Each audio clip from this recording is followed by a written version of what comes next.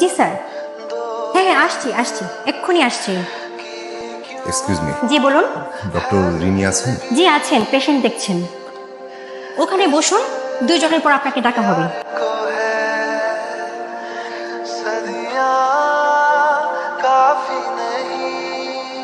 Serial number 18। জি আসুন।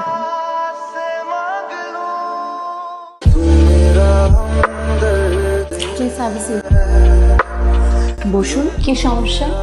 সমস্যা তো এতদিন কিছুই ছিল না, সমস্যা মনে হয় এক থেকে শুরু হবে। আচ্ছা ডাক্তার সাহেব, আপনি কি জানেন আপনি যে অদ্ভুত রকমের একজন সুন্দর মানুষ?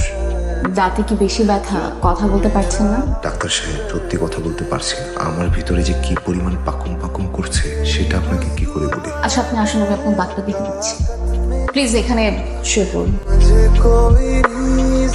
শুয়ে পড়ুন।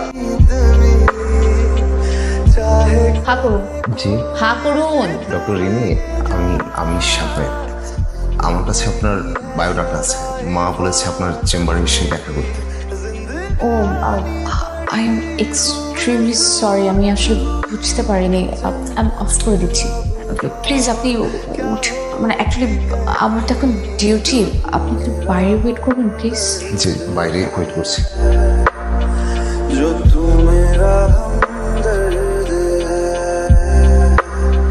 এক্সকিউজ মি, আপনার নামটা যেন কি বললেন? জি সাফায়েত আহমেদ। আমার তো এখন ডিউটি টাইম, আপনাকে একটু বসতে হবে, কোনো সমস্যা নেই তো? না না একদম সমস্যা নেই, আমি বসছি। Tea coffee? জি চা হলে ভালো হয়, চিনি একদম কম। আমি পাঠাচ্ছি। ডক্টর রিনি, ফুলগুলো আপনার জন্য। White gladiolus. Thank you mister Shafa, please have a seat, আমি পাঠাচ্ছি। আপনি এখনো আছেন? আমি তো ভেবেছি আপনি চলে গেছেন। আচ্ছা আপনার কি আজ কাজ শেষ? জি আজকের মতো আমার ডিউটি শেষ। চলো হাঁটতে হাঁটতে কথা বলি। আপনি কোথায় যাবেন? আমি তো বাসায় যাব, আপনার সাথে তো কথা হলো। চলুন। বিয়ের জন্য কেমন মেয়ে খুঁজছেন? এমন মেয়ে কেমন মেয়ে বিষয়টা আসলে এমন না, মানে আমি একজন মানুষ খুঁজছি যে আমার পাশে থাকবে, আমিও তার পাশে পাশে থাকবো। এখন পর্যন্ত কতজন মেয়েকে দেখেছেন? একজন, তো আমাকে ওনার পছন্দ হয়নি। কেন পছন্দ করেনি? আমি নাকি দেখতে ভাবাগো বাটে। আই রিক্সা।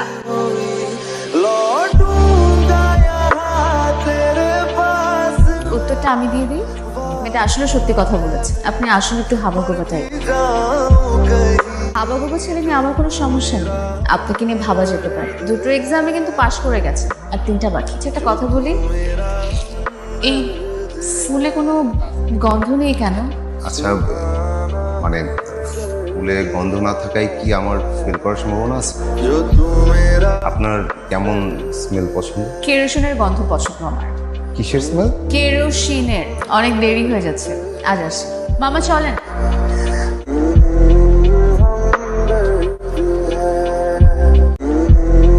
কখন আসছেন? যখন ফোন করলাম তখনই। এটা কি হাতে? ও এটা কেরোসিন। চলুন। জি চলুন। না মানে আজকে আপনার ব্যস্ততা নেই? আজকে চেম্বারে বসবো না, স্যারকে বলে এসেছি। চলুন। আর আচ্ছা আমি কি পরীক্ষাগুলোতে পাস করছি নাকি ফেল করছি? আই ভাই এদিকে আসো তো। বিল কত হয়েছে? 120 টাকা। বিল তো আমি দিব। আপনি কেন বিল দিবেন? আমারই তো দেওয়া উচিত। আপনার কেন বিল দেওয়া উচিত? না মানে আসলে এভাবে প্রশ্ন করলে তো উত্তর খুঁজে পাই, মানে ভয় হয় যদি আবার ফেল করে ফেলি। ভাই আপনি একটু আমার সাথে আসেন তো। আরে এই যে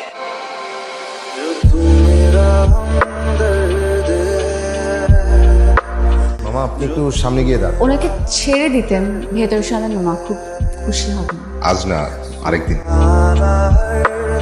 রিনি, আমি আপনাকে খুব পছন্দ করি। না মানে খুব পছন্দ করি। না মানে আসলে আমার পরীক্ষাগুলো কেমন হচ্ছে আমি তো ঠিক বুঝতে পারছি না। আপনি আমার জন্য দোয়া করবেন যেন আমি পাশ করে যাই। আচ্ছা আমি তাহলে যাই, আসলে আর কিছু বলার নেই।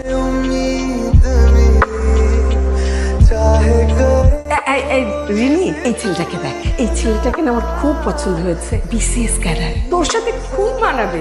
মা তুমি কি শুরু করেছো? আমি না তোমাকে ওদিন বললাম যে আমি সাফাতকে দিচ্ছি। কি সাফাত করছিস? ছেলেটা তো একটা প্রাইভেট চাকরি করে, সামান্য একটা চাকরি।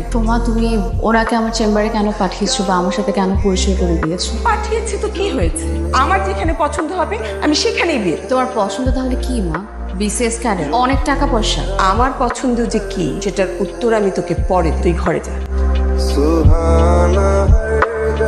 রিনির মা ফোন করেছিল, কি বললেন উনি? ওরা নাকি অন্য কোথাও ছেলে পেয়েছে। হ্যালো, আমি কি খুব বাজে রকমের ফিল করেছি? আপনি কি আমার সাথে এখনই একটু দেখা করতে পারবেন?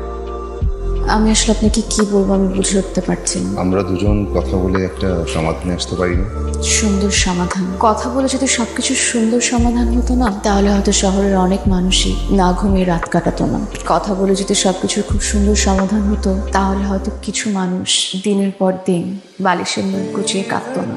কথা বলে যদি সবকিছুর খুব সুন্দর সমাধান হতো, তাহলে হয়তো আজ আপনি আর আমি এই পরিস্থিতিতে দাঁড়িয়ে থাকতাম না।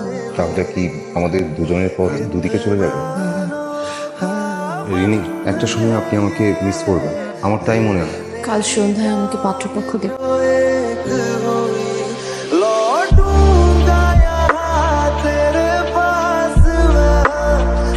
এই যে ফোন দিয়েছে।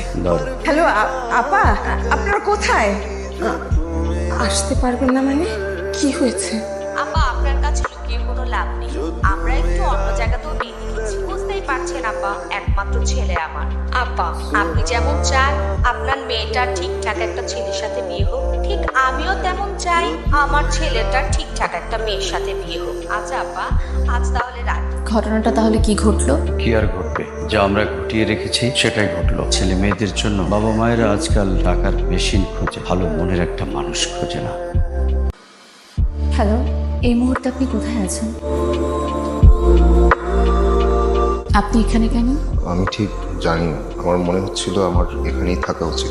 সব পরীক্ষাতে ফেল করেছি। আমিও তাই ভাবছি। ফুলে ঘ্রাণ ছিল না, কেরোসিনও ভেজা, কেরোসিনের গন্ধ ছিল না। পাত্রপক্ষ কাজে নিয়ে এসেছিল, কবুল বলে দিয়েছেন খুব শীঘ্রই দাওয়াত পেয়েছেন। ও আচ্ছা, কবুল। আচ্ছা, আমি তাহলে যাই, আবার যাওয়া উচিত। কোথায় যাচ্ছেন? বাসার দিকে যাবো, মানে বাসায় যাবো না। আসলে রিনি, আমি জানি না আমি কোথায় যাবো, জানি না। আচ্ছা, আমাকে একটা কথা বলুন তো, যে মানুষটা আমার সাথে কথা বলার জন্য ঘন্টার পর ঘন্টা হাতে সাদা গ্লাডিয়াস নিয়ে দাঁড়িয়ে থাকে, যে মানুষটা রিক্সায় ওঠার সময় সেফটির জন্য আমার ওনা ঠিক করে দেয়, যে মানুষটা আমার জন্য কাছের বোতলে করে কেরোসিন নিয়ে আসে, যে মানুষটা আমার কথা চিন্তা করে তার চোখ খুশিতে টল টল করে ওঠে, আমার কি তাকে ছাড়া অন্য কাউকে বিয়ে করা উচিত? মিস্টার সাফার, আমাকে যে পাত্র দেখতে আসার কথা ছিল সে আসছে না। বেটার অপশন কি? অন্য কোথাও চলে গেছে। আর আমি মাকে বলে এসেছি যে যদি বিয়ে করি শুধু আপনি কি করবেন। আমার না মাথা কাজ করছে না, মাথার ভিতরে ব্রেনটা না একবার ডানের দেয়ালে বাড়ি খাচ্ছে, একবার বাইরের দেয়ালে বাড়ি খাচ্ছে। তোর মাথার মধ্যে দেয়াল আছে আর কি কি আছে? সাদা গাড়ি লস, কেরোসিন তেল, তেলের গন্ধ, আর আপনি। আমি কি সব উল্টাপাল্টা বলছি? মানে আপনি কি সত্যি আমাকে বিয়ে করবেন? আমার আপনার সাথে বিয়ে হবে, আপনার সাথে সংসার হবে, তারপর আমাদের ফুটফুটে দুটো বাচ্চা হবে। সাফার একটা কথা বলি, আপনি একটা 100টা বলুন। আমাদের কি প্রেম হয়ে গেছে? একটু আসতে বিয়ে করবো।